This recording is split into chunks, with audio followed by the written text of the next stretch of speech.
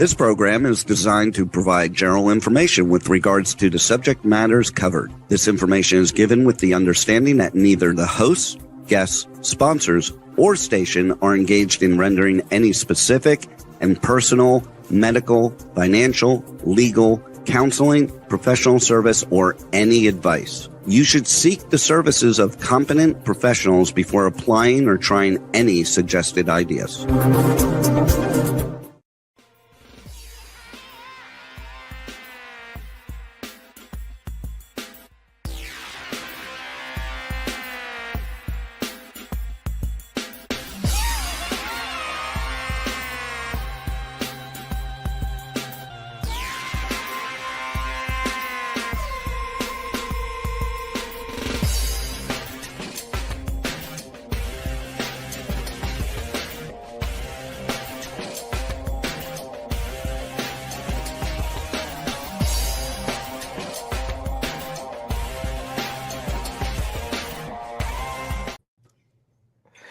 Okay, you know what? I'm still laughing from our previous chat. We've been chatting before we went live today.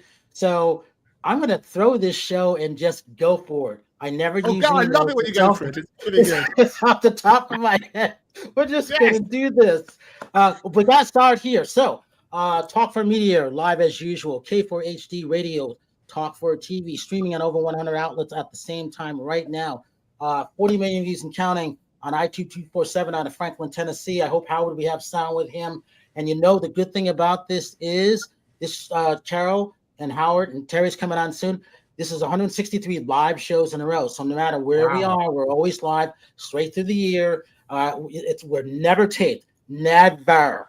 So that's really, really important. And you know what? I've been waiting for the show because I thought this was going to be very, very special with these gentlemen on it. So having Joe, Andrew, Allan. So those two Brits, those guys from the UK. Yes, it's 1 o'clock in the morning. It's not the first time that we had people from the UK on. And this is normal for us. Normal.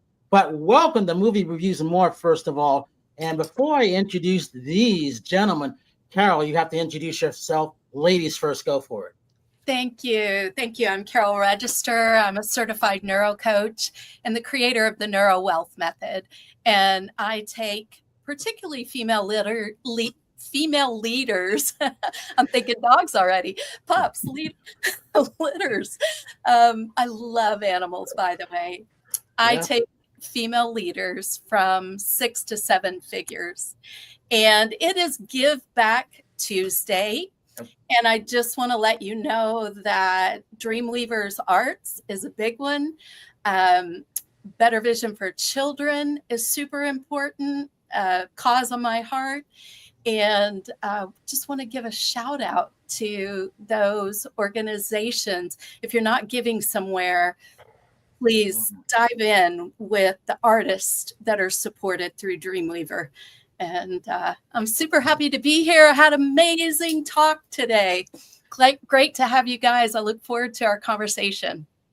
And Howard, do we have you? We have sound with you today right now. Oh, we never know. The Andrew's laughing. Hey, Howard, we got sound with you? Howard, it's brilliant. The moral of the story my favorite episode of all 130 that you've done. I think it's actually fantastic. Let's do this, Joe. You know, man, this is the first time that we've met, the three of you. But I like what you've done. Thank you for your service, first of all. That's always important to me. We are military here. It's always about that. We are animal lovers here. It's always about that. And, you know, when you have that 2024 Dog Treat Product of the Year, you can't go wrong. And you know what? We can't leave your wife out of this because that's that entrepreneur, that couplepreneur. That's very, very important. And, you know, when you've won all these awards around the world, what you guys have created. And I also talk about the agriculture part of you too. Very important. I always say this. The reason why Dreamweaver in Northern California and, you know, next year in Italy is where it is because it's about the soil. If you don't have fertile, strong, good soil, you're out of luck. And with the way you grow your food these days is really, really important coming back to that. Joe, you guys have done, you and Judy have done so much. Tell us who you are. Tell us about the story and how you guys started. And then we'll go into Andrew and Allan after that. Go ahead, Joe. Okay, thank you, and glad to be with y'all. I grew up on a small farm here in Missouri. I tell people all the time, and it's about true, that the soil was so poor on the edge of the Ozarks that it never got labeled soil. It was just called dirt. And my parents were subsistence farmers. We grew up very poor, and they really appreciated education and had a really charitable frame of reference, and that got transferred over to me. My wife grew up in similar kinds of situation, not farming, but she grew up in Newberry, Florida, which when we met was the watermelon capital of the world. We went for 18 years after we got married, either in school or working for the federal government. I had the privilege and took advantage of it and started 2 federal programs. I had a lot of people working around me, but virtually everybody told me it was impossible to do. Well, I have a distant relative from Switzerland. He's been called the greatest endurance athlete ever. Nobody knows about him, but he says his most famous quote is, "Impossible? That's just a bullshit word. Anything's possible if you're willing to pay the price." And he has. He's run the distance and circumference of the world. He and one other guy rowed a boat across the Atlantic Ocean, no backup. And he and I do have quite a few genes. We have passion, persistence, and we want performance. We just do it in a little different category. So back in 1996, our 2 sons, we told them both when they turned 10, they could select a dog of their choice, because I have 89,700 million dogs that are my friends. I love every one of them. And so they got 2 Samoyed dogs, and a few years later, they had horrible breath. Judy was trying to buy products from vets and retail stores to help, was making no progress. And she came to me one day and said, "Hey, you've been doing this work for the federal government with research and development and commercialization now for 18 years. Surely you can do something to clean up these dogs." And she was after me for quite a while. And my story is, it's a little bit exaggerated, but kind of the frame of reference is good. After she chased me around the table with the rolling pin for a couple of days, hit me over the head a few times, she knocked enough sense into me that I tried it. And lo and behold, I put this concoction together. And 2 weeks later, we had those 2 dogs about 75% bad breath cleaned up. Well, it wasn't meant to be a business, but it turned out to be an immensely successful business. If you know anything about dogs, you have seen greenies on the shelves. If you go into a Petco or a PetSmart, you see many feet of shelf space of it. We sold that to Mars back in 2006, and we had a 5-year non-compete. During that time, we built a power tool company. If you go into Lowe's or Menards across the United States, you will find Spyder branded power tools. That was another company that we started and built.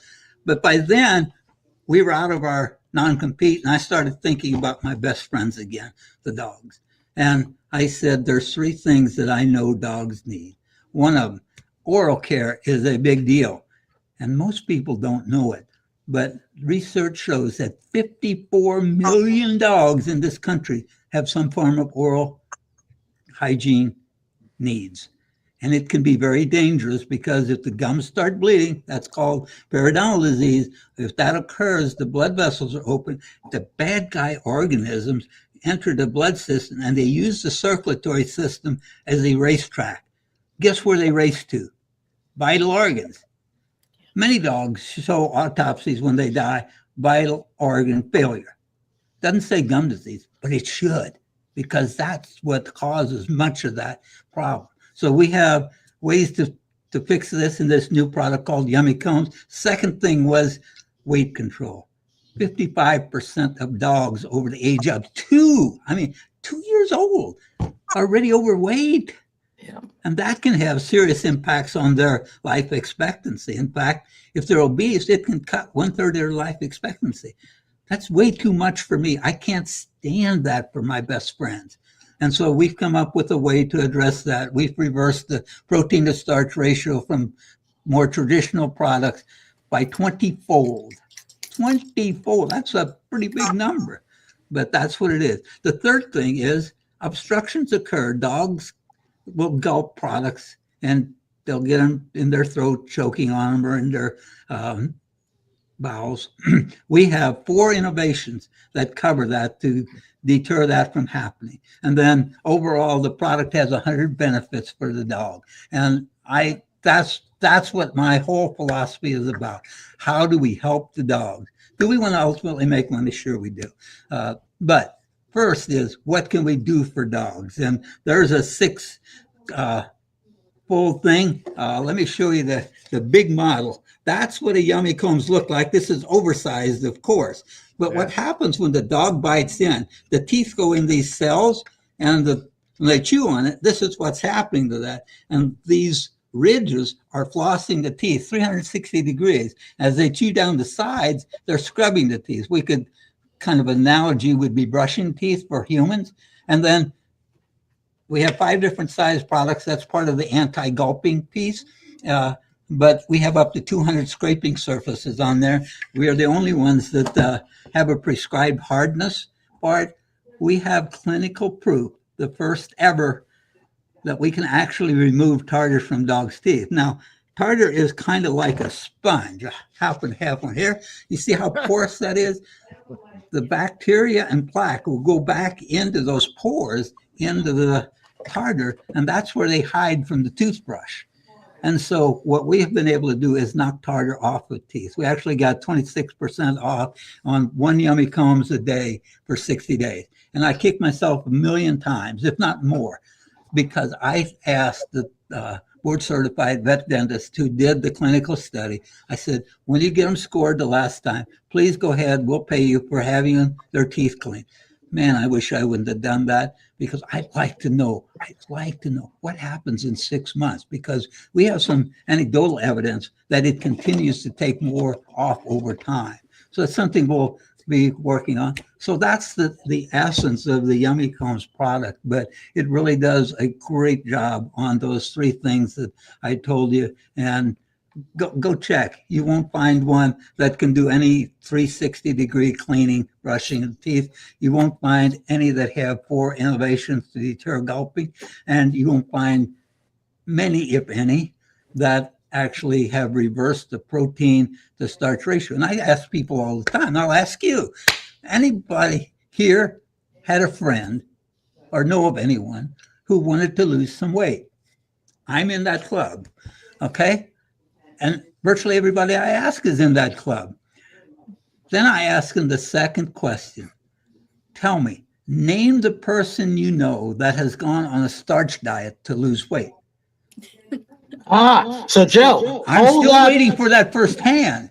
Hold on. Hold that thought for a minute, because I got an answer for that. I got to bring in Allan and Andrew. So Allan and Andrew, Yes. He's 80 years old, if I'm correct. Look how much energy he has. No wonder he's done all these things. I mean, this is like amazing. But all right, so real quick, Allan, tell us who you are, where you're coming from, followed by Andrew. Go for it. I have never been introduced, right, with that segue. It's a wonderful segue, right? Right. That people need to lose weight. Hello, Allan. Hey. In any case, wonderful and interesting description, Joe, Mojo. I have to say I've never contemplated all the necessary things for the health of a dog, but I have now, and it's really been very instructive.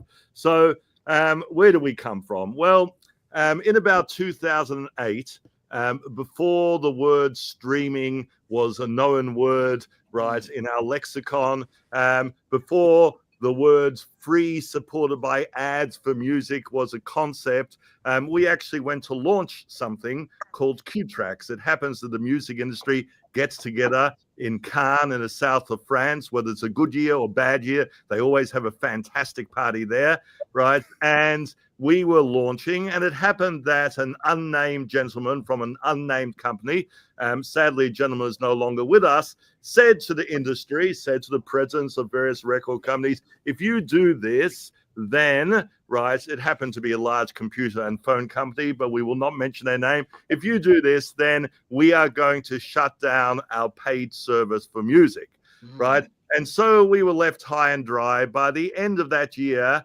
right, notwithstanding the fact that various companies pretended like we didn't have licenses, we had global licenses. We doubled down and decided to become ambitious, but we were also aware at the time that we weren't being dealt with as perhaps genuinely as we could because we're a little bit early, right? We're a little bit early. 4 years later, or 3 years later, I'm not exactly sure, Spotify came to the world, and it happened to be very shortly after Pirate Bay, which was the largest pirate site, was closed down. And I believe the Swedish government sent something along the lines of, we'll close down one pirate site, but we're not able to keep on closing down pirate sites. You'd better come up with a legal alternative. And that was Spotify. Now, from this experience, we learned a number of things. First of all, we learned that we do not want to be dependent on any gatekeepers. And secondly, it became very clear to us through this experience that the artist was not really benefiting, right, in many respects. And this, it happened that at the time we spent about $30 million on our enterprise and not 1 cent had gone to an artist. Now, artists provide all of us with joy, whether it's musicians or dancers or actors or visual painters. We get immense joy from art, but somehow or another in this digital world in particular, art has really been devalued. It is simply content often to fuel the very significant profits of social media sites. So my partner, Lance Ford, in New York, a good Englishman from London. And by the way, people can never tell the difference between my accent, which is purportedly Australian, and a British accent, but I am not British. I am Australian, and I have a distinct difference. Yeah, yes, but often people can't. But in any case, Lance, whose claim to fame was that he came busking in the streets of New York with a guitar some 40 years ago from London. He had a band prophetically named Bad Press, right, which he came with. And Lance went on to have a stellar career in advertising. He's a fairly charming guy and was excellent at selling advertising, and subsequently was founding publisher of Maxim magazine, which is said was the world's largest respectable men's magazine. So Lance kept on saying, Allan, you're the ideas guy. Come up with something better for artists. Now, it's more easily said than done, because if one really wants to be good to artists, one wants to share a very large percentage of revenue with them. The problem with that is that conventional companies are based somehow or another, their value is based on some multiple of earnings, whether they're listed or private. Investors want them to be valuable, and that value comes from some multiple of earnings. So if you are intent, as I was, on giving away the lion's share to artists, right, a conventional company has a problem attracting investors. And then somebody about 2018, a couple of years before COVID, said you really ought to look at this blockchain thing, and in particular, the cryptocurrencies. Now, cryptocurrency has gone somewhat off the rails. There are a lot of coins which go up and down on investor whim, but the original vision for the cryptocurrency world was that a utility token should run an ecosystem. It had efficiencies, it had the ability to track transactions, it had lots of things. However, one thing that was not understood by people, and took me a little while to understand when I was really focused on this, for a while, I referred to it as the crypto hippie trail. We would all go from crypto capital to crypto capital. So for a while, I was traveling to Beijing and to Seoul and occasionally to New York, right, and trying to really understand this world. And one of the interesting things about this world is that if an investor actually buys a coin in an ecosystem, that coin's price is dependent on the success of that ecosystem. That is, the more wallets you have, the more users you have, the more scarcity is, the more the coin's worth. So suddenly there was the possibility of aligning the interests of an investor with that of the artist, because if you did something which really satisfied artists, they would come on board en masse, right? They would bring fans, and in turn, the investor would do good. So that attracted my attention. To cut a long story short, we started building something that we thought in every way was good for the artist. So what are those ways? First of all, the TikToks of the world argue about single digits percentages, 3%, whatever it may be, going to artists, right? We begin with the premise that at least 70% of advertising revenue will go to the artist, 10% to the middleman, so a total of 80%. The 20% we retain is more than enough to build a very healthy business. But in everything but advertising, which is the passive income, we give 95% to the artist, and there are lots of revenues that we include. So we make it very easy for an artist without any blockchain knowledge to create an NFT. We make it very easy for them to live stream without having any technical know-how. We allow them all to have their own stores, right? We allow them to create their own tickets, and so on and so on.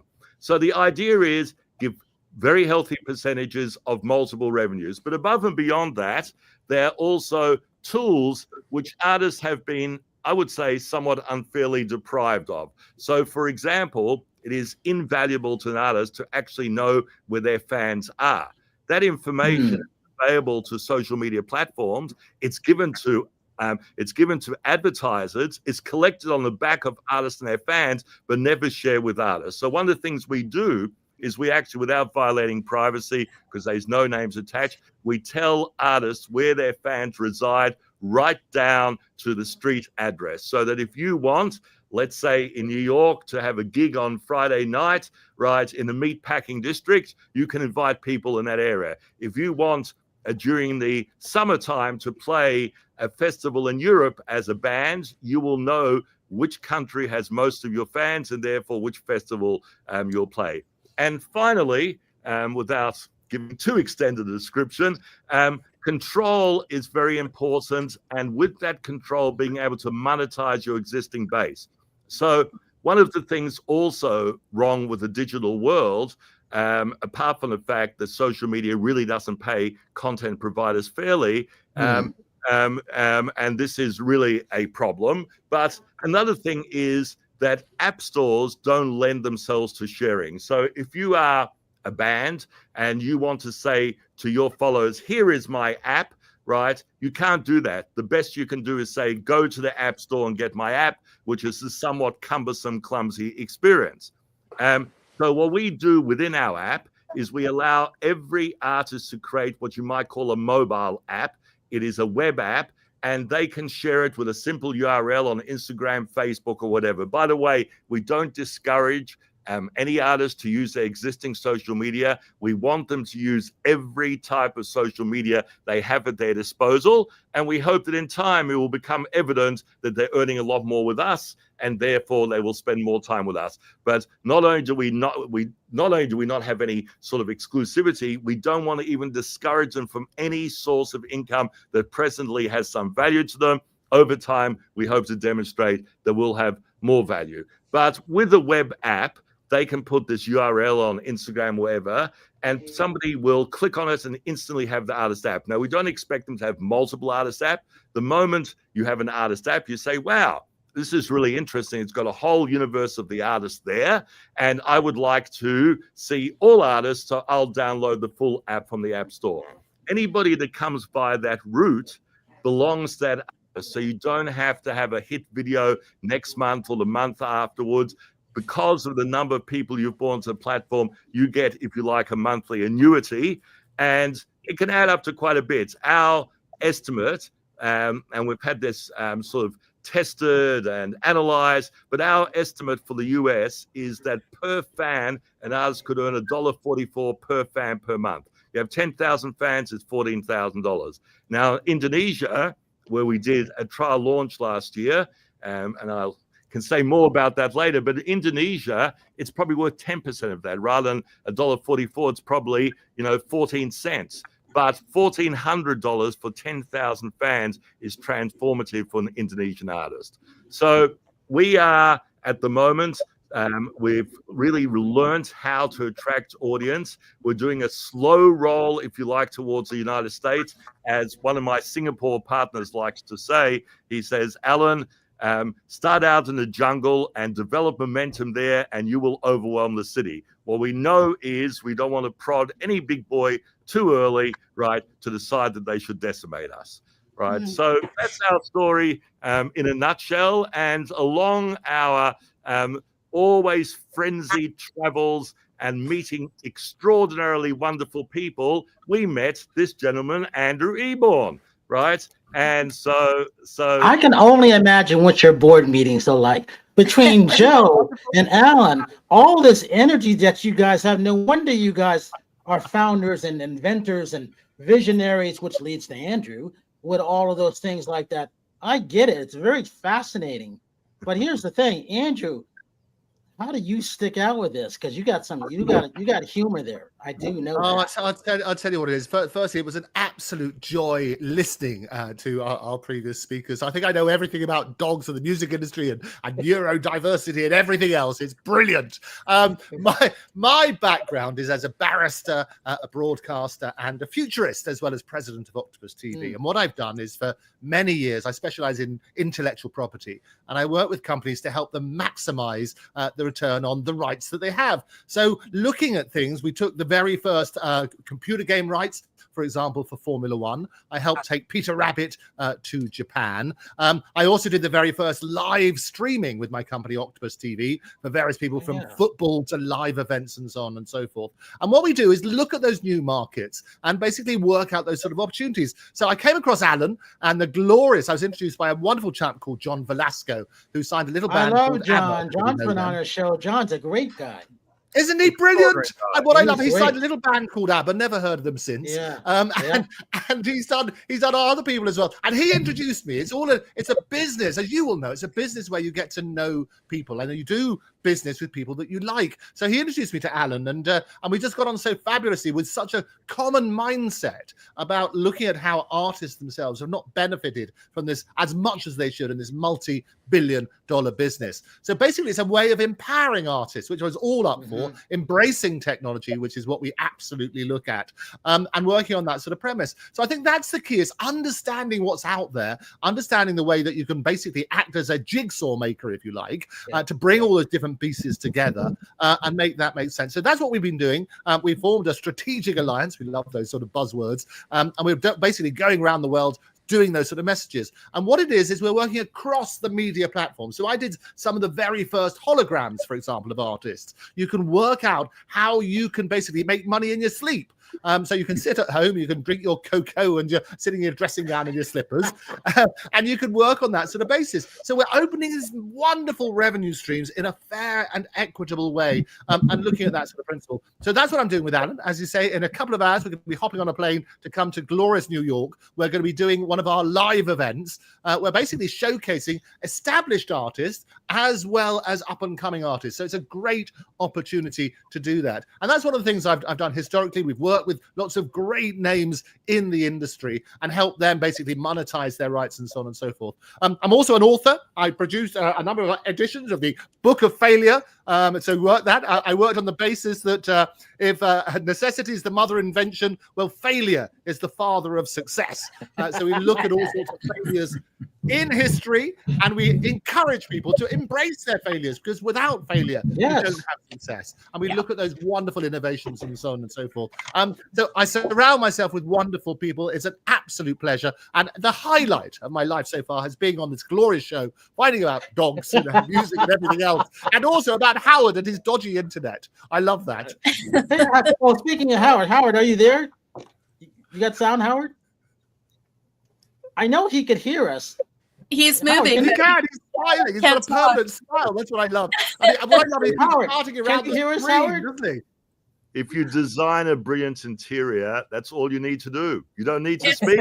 It speaks for itself.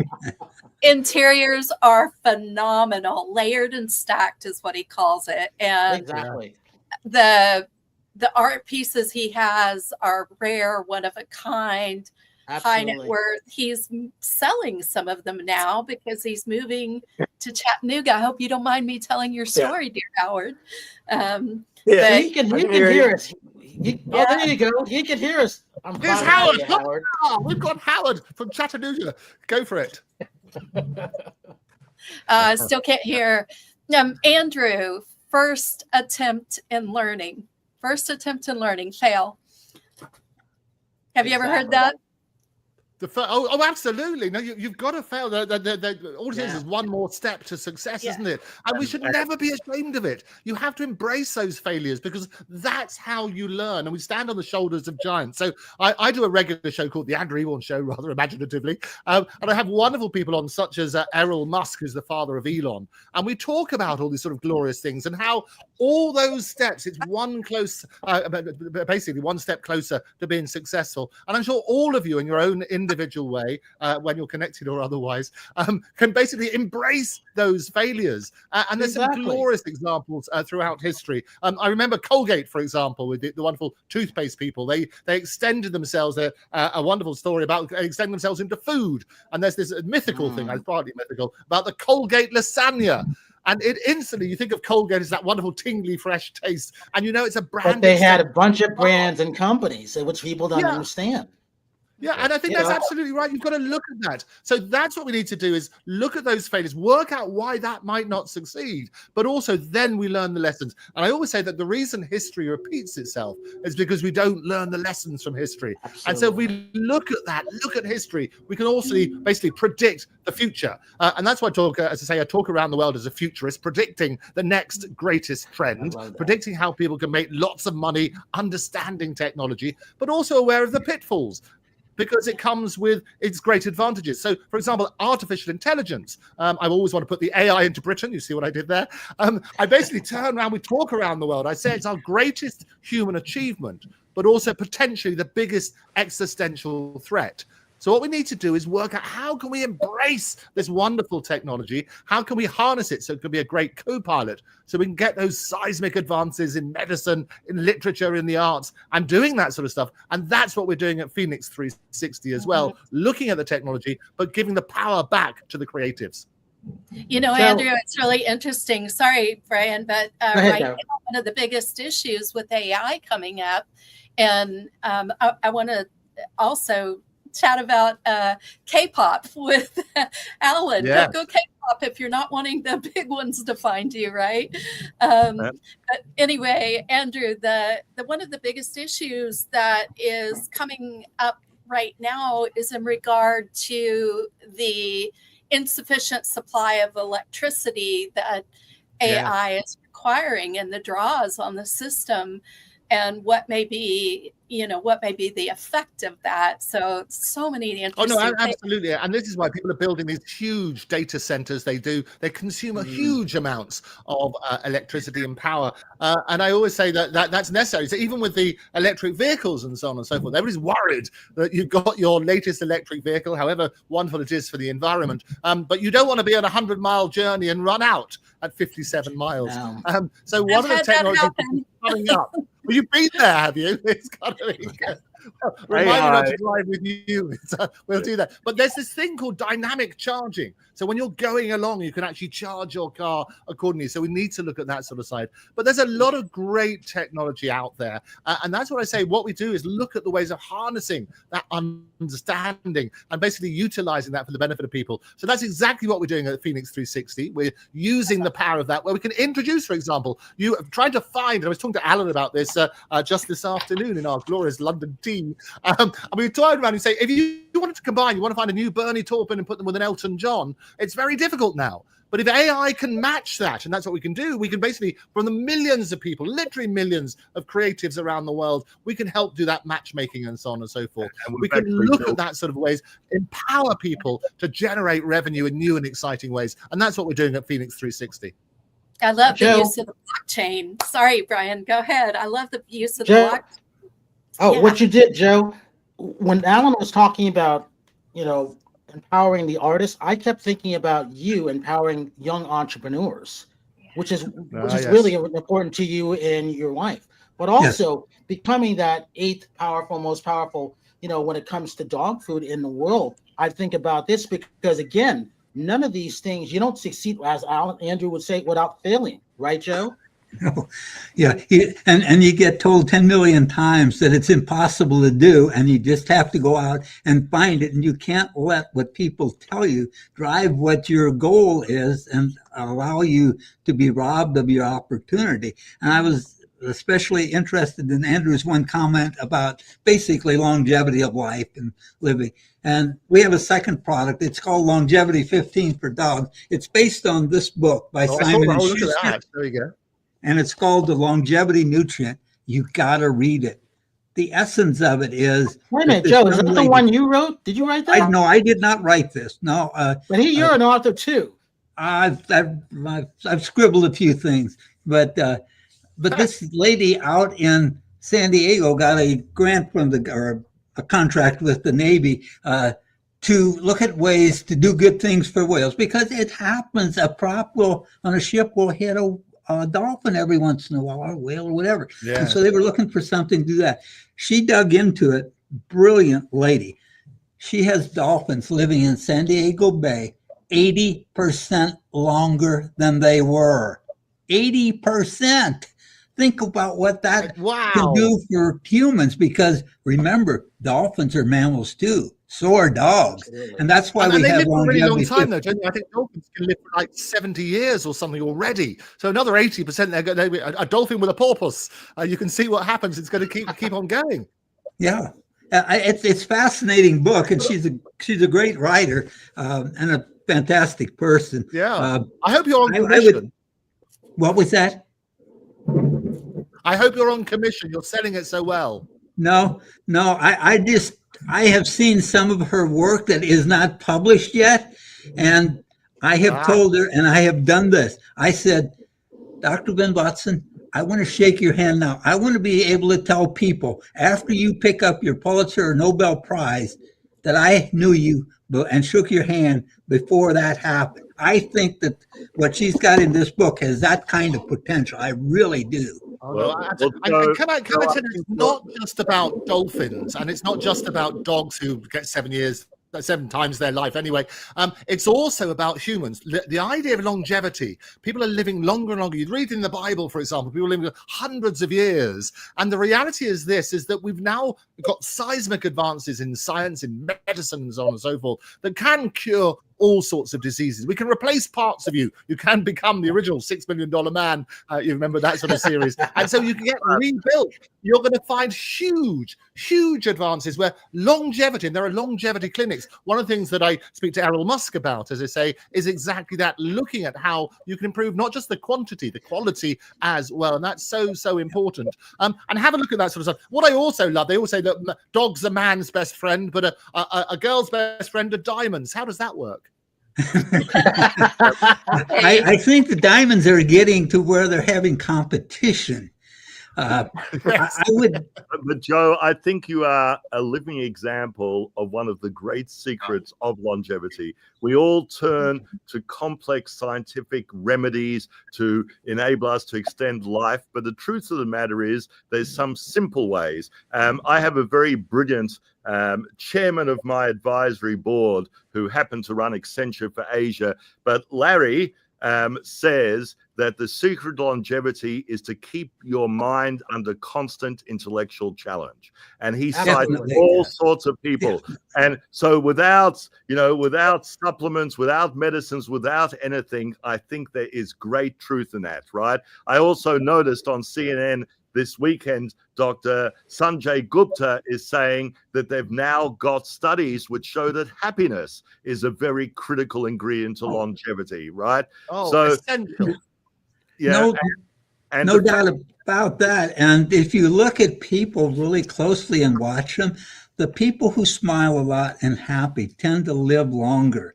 And I think there's something in the human body that does that and does it very well. I've been telling people probably for at least 2 or 3 decades that, God willing, I intend to live to be somewhere in the 150 to 160 range. When I first started telling people, Joe, you've got the energy. You got it. They all told me I was absolutely crazy. I love it. And so, but it's changed. It has changed in the last few years. I tell people and they go, that might be beginning to be possible with what's happening in science and medicine. And I have very good gene pool. I had an aunt that lived to be 106 and beat me in pinochle 5 weeks before she passed. And so I got the genes. My wife beats me over the head and makes me eat pretty decently. And I try to do some exercise in different ways than most people do it. But I think it's possible that people are going to be able to do that. And as long as I can have quality of life doing it, 150 or 160 is okay for me.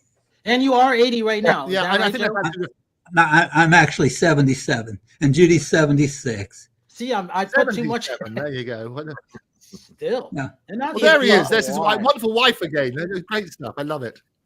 Yeah. Oh, so it's also really important. And you make a really good point about the mental health, because if you have a purpose in life, you carry on living. So many people, when they get to retirement age, they retire and they have nothing in their life to look forward to. And the reality is, you need to have a purpose in life. And when you've got that purpose, you've got a reason to live, whether it's your family, your friends, your activities, and so on and so forth. So always encourage people to do that as well. And I would go one step further, Andrew, which is that when you have a purpose in life, it actually enables you to see what might otherwise be a very upsetting situation in some perspective, right? Because the truth of the matter is, most of the things that upset us are quite trivial, right? Yeah. But they seem so much more trivial when you do have a central purpose. So, okay, this has happened, right? But I got to get on with my purpose, right? And I'm not going to be affected by it. I'm not going to be upset by it. So I think a purpose in life is absolutely critical, right? And we live in such a diseased information age as well, don't we? And there's so much fragmentation and so much discord in the world. Wouldn't it be great just to look at things more positively, to try and find the middle ground, to question everything, and to try and turn around and understand? I always say, look, walk a mile in somebody else's moccasins. If we can increase understanding, the world's going to be a better place. And Joe, you were going to say something. Yeah. I have been telling people to do this for quite a while, and I've done it myself for probably 30 or 40 years. I don't know exactly how long, but I have what I call my life goal, or what I like my epitaph to someday be. And it's pretty simple. Love God and family, was a 4th C thinking entrepreneur who helped many, both dogs and humans. That's it. That's what I live every day for. How can I reach that goal? What can I do today to do that? And if people would do that and write down, and then a few little added secondary level stepping stones, they could get so much further in life than they do without it. Absolutely. Carol, you're going to say something, and I'm going to speak for Howard. I'm going to say, Joe, it's super interesting what you just addressed. Hi, Howard. Oh, wait a minute. Howard, stop right there. Okay, Howard, say something. Go ahead. Oh. All right. Yes. Can you hear me? I love it. Yes. Okay. All right. We can. As you know, I'm 72, and I agree with you 100%. I sit at home and watch The Price is Right to the day I die. So I always set goals all my life, and I continue to do it. Like she said, I'm going to Chattanooga, start a new life, a new chapter in it, and I'm so looking forward to it. And that's what's going to keep me going. And I've managed to figure out a way to do everything I like all at once. I can be a dancer. I can do the co-hosting. I can collect art. I can collect antiques. I can do music. I can do all that all at one time. So I figured out to take all my interests and group it in one way to do it. And there it goes. and Howard, tell them about the art in the back before you lose your head. Did we lose him? Oh, no. We got a couple minutes left. So also, you know, his art is authentic. He's been collecting it since age 16, and he loves to dance. And he's #1 when it comes to our shorts. There's 9 to 11 second dance video that he did on one of our shorts that has 208,000 views and counting. He did a new one today, Brian. It was awesome. He did? Yeah, it was incredible. They love Howard dancing. He just goes out and he starts dancing, and all of a sudden women just go into him. One day he looks like Billy Bob Thornton. The next day he looks like Sean Connery. He does. And it's interesting. He's country royalty, and that's why I like Howard. He's got that energy. Joe, you've got that energy. Allan's got it. Andrew, you don't have it. I'm sorry. It's really love vibe, right? Oh, Yeah. it's lovely joining you. Brian, may I ask you a question, Brian? Yes. Are your shows always as eclectic as this? This is a wonderful show, right? Are they always this eclectic? Because it is wonderful. Well, we're missing a couple people. We usually have, I was telling a couple people before. Carol knows this, Rebel knows this. We're booked until the end of the year. We go straight through the year. We don't stop. So I only have one show left for the end of the year. That's December. There we go. I could get off the phone. One The last week. Yeah, just one. Yeah, it's the last Tuesday of December. But I know once this ends, someone's going to call me and it's booked already. So I'm actually in January already. So you do the last Tuesdays. Wow. We in New York every month, the last Wednesday of the month, not to be confused with last Tuesday, we put on a showcase of rising talent. So if you're ever in New York on the last Wednesday of the month, please be our guest. It's at a wonderful place called Chelsea Table and Stage. And whatever we can find in a world that we think has got massive potential as an artist, we try to put them on stage there. And we're going to be doing likewise starting December in London and in other various places also. So, Dr. Joe, you and your wife can go. We've got also. really exciting plans. Well, unfortunately, that's probably not going to happen. My wife had a stroke a month ago, basically. I'm so sorry. She missed the big bullet. She's got all her mobility, but she's got some cognitive speech issues right now that are keeping her from working. Otherwise, she would be here. Yeah. Hey, we got a couple minutes left. Carol, give Well, you we love social seeing the media picture for of her. everybody. She's a wonderful lady. She's Oh, a great lady. Beautiful. We've been married 52 some years. You must be getting to know each other. Yeah. One of these days we will. Good, I'm Carol. the co-host of another show called Unleashed and Unstoppable podcast about the neuroscience of leadership, health, and wealth. And I happen to run retreats at my boutique hotel in the Andes Mountains in southern Chile. So just reach out to me. Love to chat with you. And let me ask Howard one more time. Let's see if we don't have him. Howard, do we have you? Social media links. We don't. It's Howard Wiggins on Facebook and on Instagram. So that he knows. Joe, social media links for everybody listening around the world. We got a couple minutes left. And Pet's Best Life. Very, very important for those dogs. He created this. It became very, very successful around the world. Well, I should say, he and Judy. Yeah. We've been very blessed. And we have started a foundation. We have built some 400 homes for the poorest of the poor in primarily Guyana, South America, but also Central and South America. And we have projects on 5 continents now, basically giving back. We've been blessed, and we want to share that with others. Thank you so much. I'm going to continue to promote your products. So that's what Movie Reviews and More is all about. Allan, social media links, and then what you got coming up, because I started following you guys today.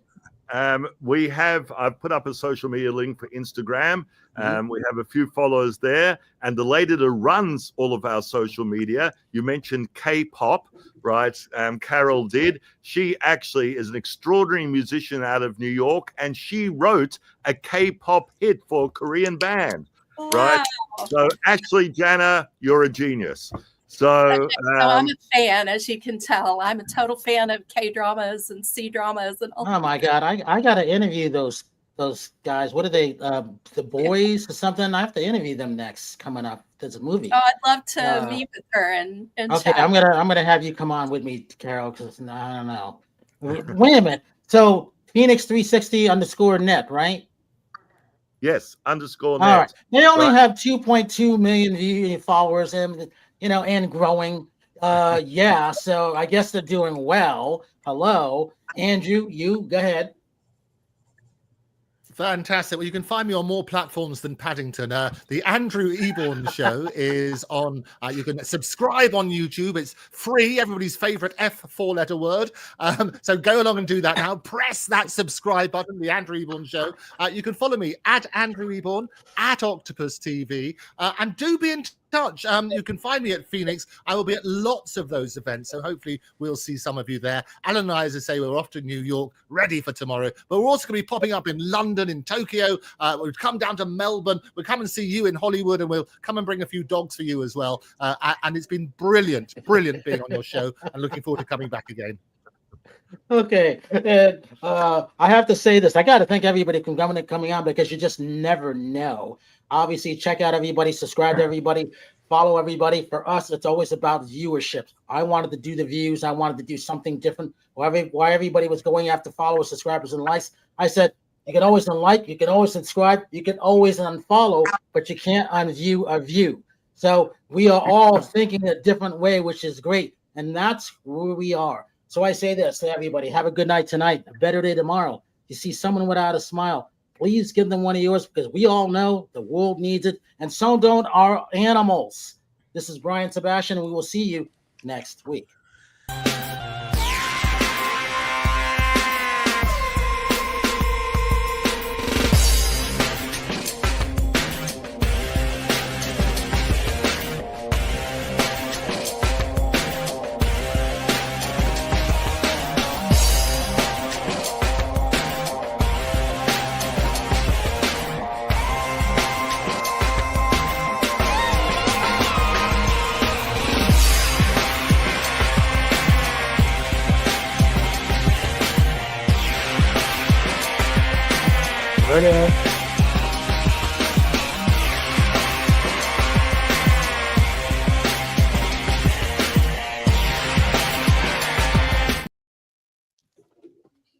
All good.